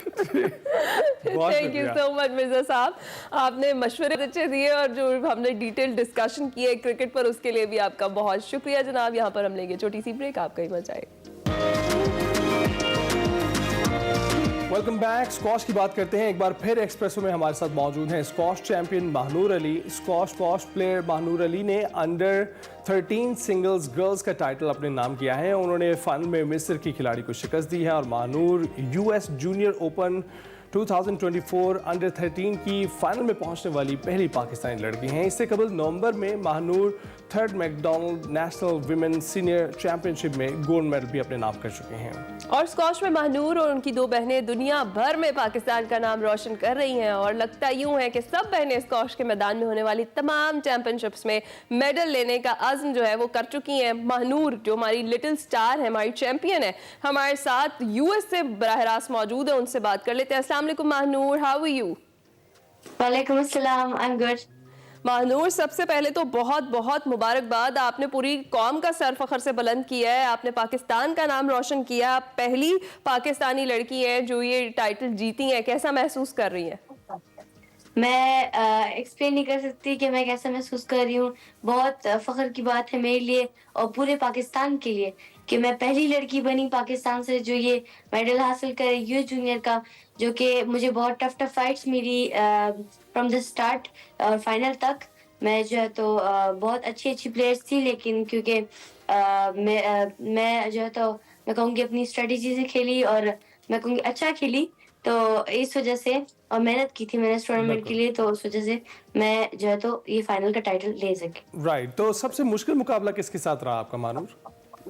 میں کہوں گی کہ میرے اسٹارٹ سے پہلے میچ سے اینڈ تک میرے سارے ٹف میچز تھے اور فائنلسٹ بھی بہت اچھا میچ گیا, بہت کلوز میچ گیا. میں کہوں گی 9-8 تک ہمارے جو ہے تو پوائنٹس گئے, لیکن کیونکہ میں جو ہے تو آپ کو پتہ ہے میں ڈر بھی گئی تھی میچ میں, لیکن میں جو ہے تو خود کو مضبوط رکھا. میں نے کہا کہ نہیں, ہمیں جو ہے تو اتنا فائنل تک آ چکے ہیں تو ہمیں جیتنا بھی ہے. زبردست, آپ نے یہ پروف کیا کہ ڈر کے آگے جیت ہے اور آپ جیت کر آگے. اچھا مجھے بتائیں, جو فائنل آپ کا تھا وہ مصر کی پلیئر کو آپ نے اس میں شکست دی, کہیں نہ کہیں اس میں آپ کو محسوس ہوا کہ نہیں گیم بڑی ٹف ہو گئی, جیسے آپ کہہ رہی ہیں کہ بڑا کلوز میچ تھا, تو کہیں آپ کو پریشانی جو ہے وہ ہوئی ہو؟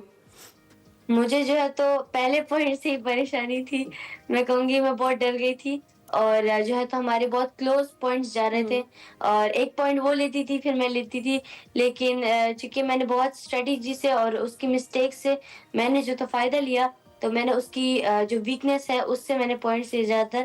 اور میرے پیچھے بہت سپورٹ بھی تھی, میری فیملی اور کما خان جو مجھے وہاں پہ سپورٹ کر رہے تھے, K2 اسکواش, تو وہ بھی مجھے بیک اپ کر رہے تھے اور اس وجہ سے at the end of the day میں جیتی. اور میں ایکسپلین نہیں کر سکتی. مانور, ہم بہت خوش ہیں, آپ ٹائٹل آپ نے اپنے نام کیا ہے, تو یہ بتائیے گا کہ اس وقت آپ کو جو یہ سپورٹ کی بات آپ کر رہی ہیں, کتنی سپورٹ آپ کو فیملی کی طرف سے رہی اور دیگر کیا سپورٹ تھی آپ کو جو آپ اس منزل تک پہنچ سکیں؟ میں کہوں کہ سب کی جو ہے تو سپورٹ تھی. میرے جو ہے تو ٹریولنگ سے میرے اسپانسر کی سب سے بڑی سپورٹ تھی, بارٹ فاؤنڈیشن, اور پھر میرے کوچز جن نے مجھے میچ کے دوران گائیڈ کیا. میری جو ٹریننگ ہوئی تھی پشاور میں اس کے دوران میرے مما پاپا جو اسٹرگل کر رہے تھے ویزا پروسیس میں, پھر ٹریولنگ میں, تو سب کچھ ملا کے جا کے میں نے آخر میں یہ ٹرافی لی.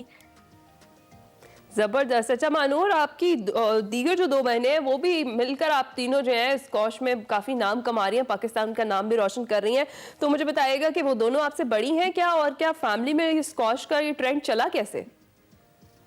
میرے بابا جو ہے تو وہ جو ہے ایتھلیٹ ہے, تو انہوں نے سوچا کہ ہم لوگ فزیکل فٹنس کے لیے اسکواش جوائن کریں, لیکن جب ہم لوگ اسکواش میں بہت اچھا پرفارم کرنے لگے تو بابا نے سوچا ہم اسے پروفیشنل لے کے جائیں. تو پھر پروفیشنل پہ ہم لوگ جو ہے تو فورن ٹورس کرنے لگے, پھر محنت کی بہت, کیونکہ انٹرنیشنل لیول کو میچ کرنا بہت مشکل ہو جاتا ہے پاکستان میں. ہمیں ٹریننگ بھی ڈبل کرنی پڑی تھی, ہوم اسکولنگ بھی کرنی پڑی تھی.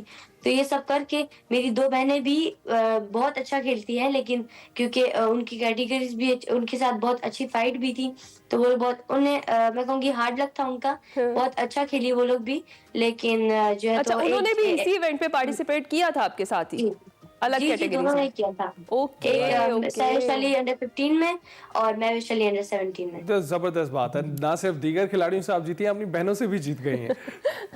تو یہ کمپٹیشن ہوتا ہے. مجھے بتائیے گا مانور کہ میڈلز کس کے پاس سب سے زیادہ ہے ابھی تک کے, اور کبھی کاؤنٹ کیے ہیں کہ کتنے میڈلز ہیں آپ کے پاس, گولڈ کتنے ہیں, سلور کتنے ہیں, برانز کتنے ہیں؟ میرے پاس ابھی 18-19 جو تو گولڈ میڈلز ہو گئے ہیں, 8 انٹرنیشنل اور 11 نیشنل. زبردست. اگر اتنے آپ کے ہیں تو آپ کی بہنوں کے بھی اسی مطابقت سے ہوں گے, تو ساری دیواروں پر میڈلز ہی میڈلز دکھائی دیتے ہوں گے پھر تو. ایسا ہی ہے, میری جو تو بڑی بہن جو مہوش ہے پاکستان نمبر 1 ہے, اور اس کے پاس بھی بہت سارے ٹائٹلز ہیں نیشنل اور انٹرنیشنل. زبردست. اچھا مانور, یہ بھی بتائیے گا کہ آپ ابھی بھی اتنی چھوٹی ہیں, تو شروع کب سے کیا تھا آپ نے, یعنی آپ کے فادر نے کب سے آپ لوگوں کو فٹنس کے لیے یہاں پر لگایا؟ میں بہت کم ایج سے, آئی تھنک 7 ایئرز اور 6 ایئرز سے میں نے اسٹارٹ کیا تھا. تو مجھے اسکواش پہلے سے ہی بہت پسند تھا, تو کیونکہ میں اتنا اچھا نہیں کھیل پاتی تھی شروع میں, so I would just go and just play around. میں کبھی کھیلتی تھی کبھی نہیں کھیلتی تھی, تو اسکول بھی ہوتا تھا, تو بہت مشکل ہو جاتا تھا. لیکن پھر جب تھوڑی سی 8 اور 9 ایئرس میں جب میں نے پروفیشنل اسکواش اسٹارٹ کی تو اس میں پھر ڈیلی ٹریننگ ہوتی تھی, فزیکل ہوتا تھا, فزیکل فٹنس, تو پھر جا کے پروفیشنل ہوئی, تو پھر جا کے میں نے محنت اسٹارٹ کی اور سیریس لیا اسکواش کو. زبردست. نہیں, آپ نے بہت ارلی لے لیا اس کو سیریس مانور, وہ ہمیں دکھ بھی رہا ہے. اچھا, اب یہ جتنے میڈلز آپ گنوا رہی ہیں, بتا رہی ہیں, فرینڈس کے سامنے تو ضرور فلیکس کرتی ہوں گی. میرے فرینڈز میں کہوں کہ فلیکس کچھ کہہ نہیں سکتے اس کے بارے میں, لیکن وہ سب بھی مجھے بہت سپورٹ کرتے ہیں. میری ہر جو ہے تو وکٹری پہ مجھے کانگریچولیٹ کرتے ہیں, تو میں کہوں گی ان کا بھی بہت سپورٹ ہے میرے ساتھ. ویسے اسکواش کا جو کھیل ہے وہ پاکستان میں کافی مقبول ہے, اور ہمارے جو بڑے کھلاڑی ہیں ان کی وجہ سے کافی دیر سے لوگ اس کے بارے میں بہت کچھ جانتے ہیں. آپ کو کیا لگتا ہے رجحان کتنا ہے, عام طور پر لوگ کتنا کھیلنا پسند کرتے ہیں اس کو؟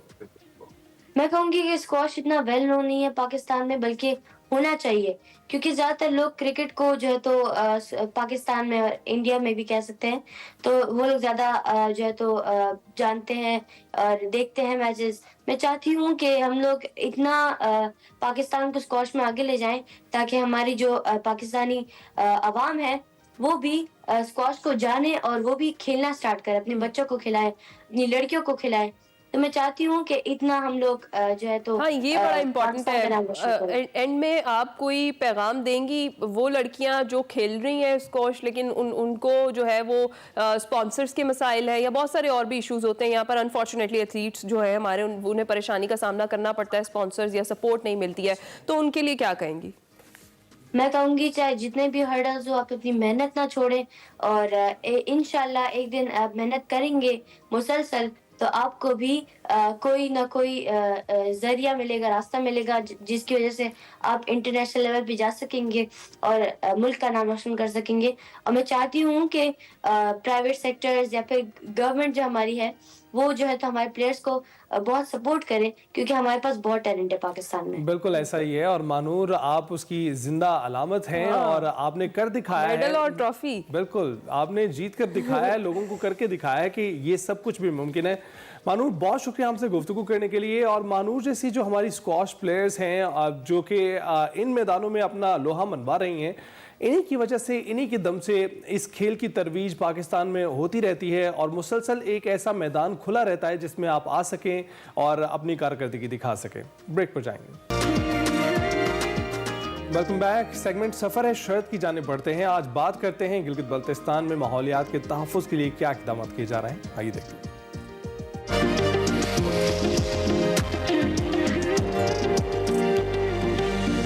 السلام علیکم ناظرین, میں وقار احمد اور آپ دیکھ رہے ہیں سفر شرق. میرے ساتھ شیراز بھائی ہیں اس وقت, اور ہم ایک خوبصورت انوائرمنٹ میں ہیں جہاں پہ بہت ہی خوبصورت نالا بہ رہا ہے اور یہاں پہ بہت ہی خوبصورت ماحول ہے. اور میرے ساتھ جو شیراز بھائی ہیں ان کا تعلق جی بی انوائرمنٹل پروٹیکشن ایجنسی سے ہے, جو کہ ہمارا فیوریٹ موضوع ہے, اور ہم اس پہ بہت زیادہ بات بھی کرتے ہیں انوائرمنٹ کے حوالے سے. شیراز بھائی, یہ بتائیے کہ ہم جب سکسیس سٹوریز کو دیکھتے ہیں نا, کامیابی کی کہانیوں کو انوائرمنٹ کے حوالے سے, جی, تو اس میں ہمیں پاکستان کے 5 صوبوں میں اگر کوئی کہیں سنجیدگی نظر آتی ہے, جی, اور کہیں ڈیلیورنس اور گورننس نظر آتی ہے, وہ گلگت بلتستان ہے. بہت شکریہ. وجہ مطلب آپ انوائرمنٹ کے حوالے سے کیا کیا کرتے ہیں؟ اور وقار بھائی, آپ کو تو پتہ ہے گلگت بلتستان کا جو ایریا ہے وہ بہت سینک ہے, اور یہ جو ایریا ہے وہ کرٹیکلی اور جو نا سینسٹیو ایریاز کے اندر آ رہا ہے. جو ہمارے بڑے ہیں, ہمارے ڈائریکٹر صاحب ہیں, یہ کریڈٹ ان کو اور ان کی ٹیم کو جاتا ہے کہ انہوں نے اس ویژن کے ساتھ انوائرمنٹل پروٹیکشن ایجنسی کی آبیاری کی ہے کہ ہم کوشش کر رہے ہیں کہ ہم اس کو جو نا وہ میکسیمم لیول پہ ہم اپنی آؤٹ پٹ دیں, اور اس کی جو سینک جو سینیرٹی ہے, خوبصورتی ہے, اس کو ہم انٹیکٹ رکھیں, اور کوشش کریں کہ ساتھ جو بھی ڈیولپمنٹ جی بی کے ویژن کے اندر ہو وہ سسٹینیبل ہو. تو اس میں جو نا وہ ہمارے جو نا وہ ایکٹ بنا ہے 2014 کے اندر, جب 18ویں ترمیم ہوئی تو اس کے بعد جو نا یہ جو سبجیکٹ تھا وہ ڈیول ہو گیا سبوک کو گلگت بلتستان کو. تو یہاں پہ پھر اس کے مد نظر رکھتے ہوئے گلگت بلتستان پروٹیکشن ایکٹ 2014 بنایا گیا. اس کے اندر پھر ہم نے اس کے सब रूल्स वगैरह रेगुलेशंस बनाए जिसमें हमारा ये Gilgit establishment of critically and sensitive areas of सही। अगर मैं कहूँ कि आपकी जो कामयाबी है जी जी उसमें फिर नाकामी या चैलेंजेस की तरफ भी आएंगे जी जी, लेकिन कामयाबी जो बुनियादी तौर पे आप समझते हैं कि बड़ी एक्सक्लूसिव है, ये जो काम हमने है ये बहुत एक्सक्लूसिवली किया है, बहुत अच्छा किया है और ये वाकई हमने कामयाबी हमें मिली है, वो कौन से एरियाज़ हैं? सर इसमें हम यहाँ पे आपको तो पता है कि आज कल आपकी कोशिशों से मुस्तनसर हुसैन तारड़ साहब की कोशिशों से जो ना हमारा ड्रोन कंट्री जो टूरिस्ट फ्लो है वो बहुत इंक्रीज़ हो गया है। तो अब उनकी जो ना वो उनको वहाँ पे एंटरटेन करने के लिए जो ना वो होटल इंडस्ट्री बड़ी ग्रूम हो गई वहाँ पे ना, बूस्ट कर गई और वहाँ पे एक ब्लूम आ गया। तो हमारी कोशिश, हमारा डिपार्टमेंट इनमें हमने बहुत सारी जगहों पे जो कंस्ट्रक्शन होती है तो उनकी डिज़ाइनिंग फेज के अंदर हम कोशिश करते हैं वो एनवायरनमेंट फ्रेंडली स्ट्रक्चर हो, इंडिजिनस मटेरियल से बना हो और वहाँ का इंडिजिनस जो आर्किटेक्ट है वही उस पर उसका जो ना वो नज़र आ जाए। तो हमारी कोशिश है उस इन ग्राउंड्स पे है और हम ये मेरी कामयाबी समझ रहे हैं कि मैक्सिमम लेवल पे और हमारी साथ इस लगे तो मैं अभी आपसे रिक्वेस्ट होगी आपकी नाज़रीन से या हमारे जो ड्रोन कंट्री के जो दोस्त हैं उनसे, वो जब भी जीबी आते हैं तो वो यहाँ पे जो ना वो उनका जो एनवायरनमेंट की तरफ जो उनका एटीट्यूड है वो एनवायरनमेंट फ्रेंडली होना चाहिए। उसमें बहुत छोटी छोटी जो ना वो अपनी इसमें एक्ट से जो ना वो इंश्योर कर सकते हैं, लाइक कि अगर उन्होंने कोई जूस पी लिया उसका रैपर है या उसका डब्बा है वो जो ना वो रोड पे ना फेंके, ठीक है। या जो हमारे पॉपुलर जो टूरिस्ट स्पॉट्स हैं वहाँ पे जो ना आपको जहाँ बजा अभी आपको प्लास्टिक नज़र आएगा वहाँ पे बिल्कुल ठीक है। अब ये बताएं कि जब हुंजा हम देखते हैं मुख्तलिफ जगहों पे तो एक तो कुछ इंडिविजुअल्स हैं जो कि एनवायरनमेंट को ख्याल रखते हुए जो नक्शा है, जो डिज़ाइनिंग है या लकड़ी का काम है वो उस पर कर रहे हैं जी। लेकिन वो जो एक कंक्रीट का जंगल भी उग रहा है उस पर क्या किया जा सकता है?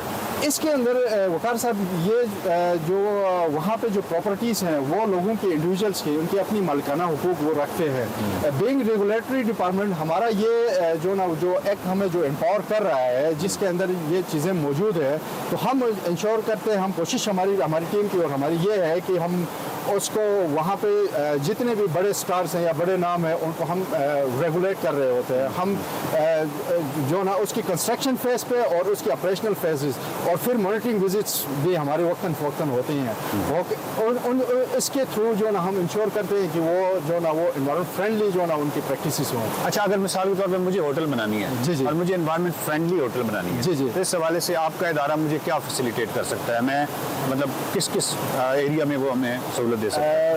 देख ले जो होटल इंडस्ट्री है इसके अंदर जो ना सबसे जो इम्पोर्टेंट चीज़ है वो ये है कि भाई आप कौन सी लोकेशन सेलेक्ट कर रहे हैं। क्या आप कोई सेंसिटिव और क्रिटिकल एरिया के करीब तो नहीं जा रहे, लाइक आपकी झीलें हैं खूबसूरत, ठीक है, ग्लेशियर्स हैं, आपके नाले हैं। अच्छा, इस तरह की जो लोकेशंस होती हैं तो हमारी मैक्सिमम कोशिश होती है कि यार हम वहाँ पे अवॉइड करें, कोई एनओसी दे, कोई एनवायरमेंटल अप्रूवल दे दे। अगर हमें अगर वो रेगुलेटरी रिक्वायरमेंट्स अगर फुलफिल करते हैं तो हमारी जो ना डिज़ाइन गाइडलाइंस बनी हुई है जिसके अंदर ये इंश्योर किया गया है कि अगर कोई उन लाइन्स डिज़ाइन गाइडलाइंस को फॉलो करता है तो वो जो ना वो आपके एक सस्टेनेबल वो डेवलपमेंट होगी और वो एक एनवायरनमेंट फ्रेंडली स्ट्रक्चर होगा। मैं आपके साथ सही सेवरेज के वाले से कि एक तो सेवरेज के वाले से दरियाओं में किस हद तक जा रहा है जीबी में और लोग जो है वो चीज़ें कचरा जो है वो दरिया में किस हद तक फेंक रहे हैं और सेवरेज का पानी कितना जा रहा है, ये आपके नोटिस में है कितना है? जी जी जी बिल्कुल, ये एक बड़ा जो ना बर्निंग इशू है गिलगित बल्तिस्तान के अंदर और स्पेशली हुंजा में अताबाद को जो एरिया है और सिटी का एरिया है। तो बेसिकली वकार भाई आपको इल्म है, आप तो यहाँ से घूमते फिरते रहते हैं कि यहाँ पे सेवरेज का कोई प्रॉपर मैकेनिज्म गवर्नमेंट के उस पर नहीं मौजूद। तो हम लेक कर रहे हैं जीबी में और रिसेंटली एक प्रोजेक्ट जो ना वो गिलगित सिटी के अंदर स्पेसिफिकली सिटी के अंदर जो ना वो इसके लिए डिज़ाइन कर रहे हैं और उसका काम इन प्रोग्रेस है।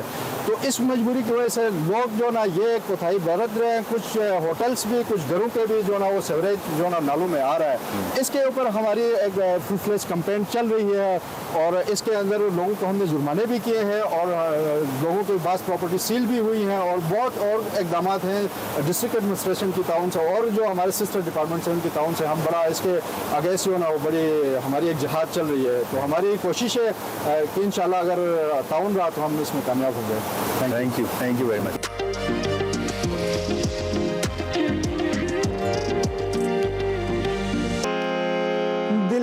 کی چوٹوں نے کبھی چین سے رہنے نہ دیا، جب چلی سرد ہوا میں نے تجھے یاد کیا، اس کا رونا نہیں کیوں تم نے کیا دل برباد،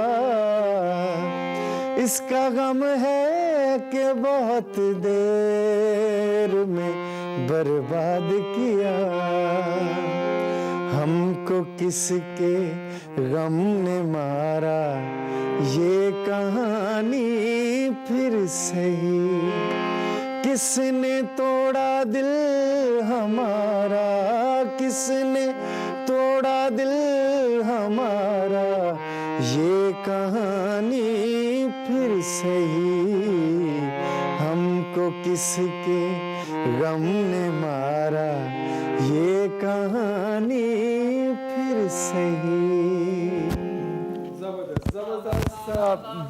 تھینک یو جناب، بہت اچھی ابتدا آپ نے کی۔ آپ ہم تعارف بھی کروا دیتے ہیں۔ دیکھیں ہمارا جو ایکسپریسو کا پلیٹ فارم ہے، ہم اکثر ابھرتے ہوئے فنکاروں کو یہاں پر موقع دیتے ہیں، لیکن کچھ منجے ہوئے فنکار بھی ہیں جو زینت بخشتے ہیں جب آتے ہیں ہمارے اسٹوڈیوز میں۔ انہی میں سے ایک فنکار ہے نامور قبال طاہر مہدی صاحب، ایکسپریسو کے آج مہمان ہیں۔ بہت شکریہ ہمیں جوائن کرنے کے لیے۔ کیسے آپ؟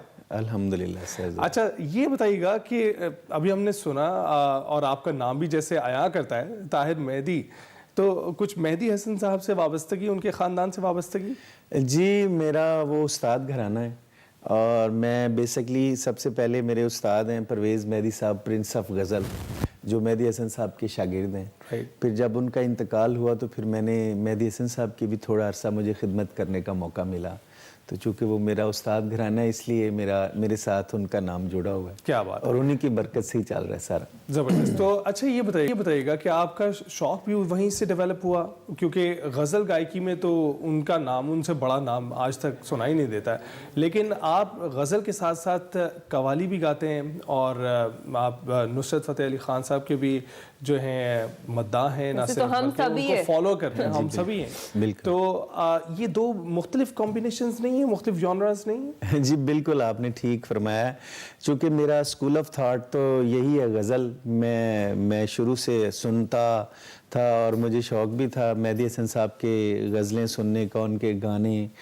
تو جب میں نے یہ غزل کی طرف آیا تو پھر بعد میں میرا جو وائس تھی یا جو میرا انداز تھا، تو مجھے سینئرز نے بھی کہا کہ آپ کا قوالی جو ہے اس میں آپ کو زیادہ آپ اچھے لگتے ہیں۔ تو قوالی میں نے قوالی اس لیے نہیں کی کہ بھئی ٹرینڈنگ میں قوالی نہیں، میں جب ٹرینڈنگ میں قوالی تو خیر تھی ٹرینڈنگ میں، چونکہ یہ صوفیہ کا کام ہے تو ہر دور میں ٹرینڈنگ میں رہا ہے، لیکن میں آیا ہوں چونکہ مجھے لگا کہ میں اس میں زیادہ، مجھے غزل چونکہ مشکل کام ہے تو قوالی بھی بہت مشکل ہے، لیکن قوالی چونکہ عوامی ہوتی ہے تو اس لیے مجھے لگا کہ میں قوالی میں زیادہ کمفرٹیبل ہوں۔ چلیں پھر ہم چاہیں گے کہ ہمیں بھی کچھ سنائیں، مطلب ہم سب بھی خان صاحب کے بھی فین ہیں، تو آپ بھی ان کے فین ہیں، مداح ہیں، اور آپ تو اس کو لے کر آگے بھی چل رہے ہیں۔ جی بالکل ایسے ہی، استاد نصرت فتح علی خان صاحب کا ذکر آئے تو پھر ان کو ٹریبیوٹ ضرور پیش کرنا چاہیے۔